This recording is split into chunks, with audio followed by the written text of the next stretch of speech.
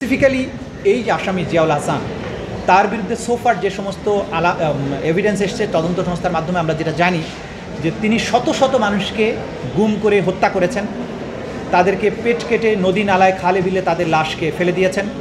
এই জাতীয় অসম্ভব শক্তিশালী এভিডেন্স আমাদের কাছে আছে।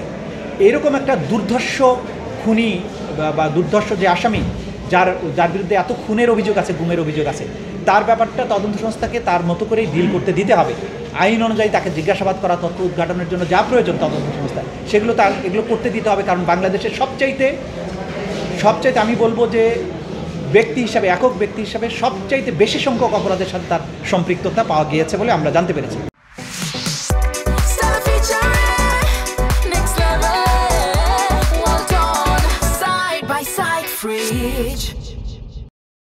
সুতরাং এই বিষয়গুলো যতটুকু সম্ভব মানে তাকে সতর্কতার সাথে জিজ্ঞাসাবাদ করার ব্যাপারে তদন্ত সংস্থার যে স্বাধীনতা আছে আইন অনুযায়ী সেটা যেন তদন্ত সংস্থা ভোগ করতে পারে, সেটা আমরা আদালতের কাছে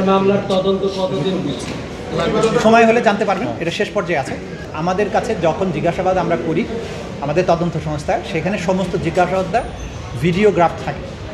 উনি একটা মিথ্যা, শুধু নয় জলজন্ত মিথ্যা কথা বলেছেন, এবং শুধু তাই না, তিনি সেখানে গিয়ে সিন ক্রিয়েট করার চেষ্টা করেছেন।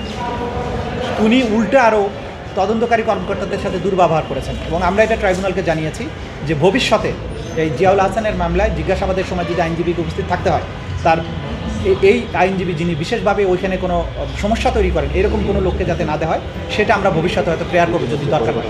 কারণ আমাদের এই প্রক্রিয়ার মধ্যে কেউ যদি ডিস্টারবেন্স ক্রিয়েট করে, সমস্যা তৈরি করে, নিশ্চয়ই তদন্তকারী কর্মকর্তারা সেই বিষয়টা অ্যালাউ করবেন না। আমাদের স্মুথলি তদন্ত করতে হবে। যেহেতু তিনি আসামির আইনজীবী হলেও তিনি তার সম্পর্কে বোন, এবং সেখানে তাকে এই জিজ্ঞাসাবাদের যে মূল উদ্দেশ্য তার কাছ থেকে তথ্য উদ্ঘাটন করা, সেটার ক্ষেত্রে কিন্তু বিঘ্ন সৃষ্টি হবে। সেই জন্য তদন্ত সংস্থা বলেছেন যে তারা তাকে পার্শ্ববর্তী রুমে রাখতে পারবেন, কিন্তু তার জিজ্ঞাসাবাদের সময় তার সামনে বা মুখোমুখি রাখতে পারবেন।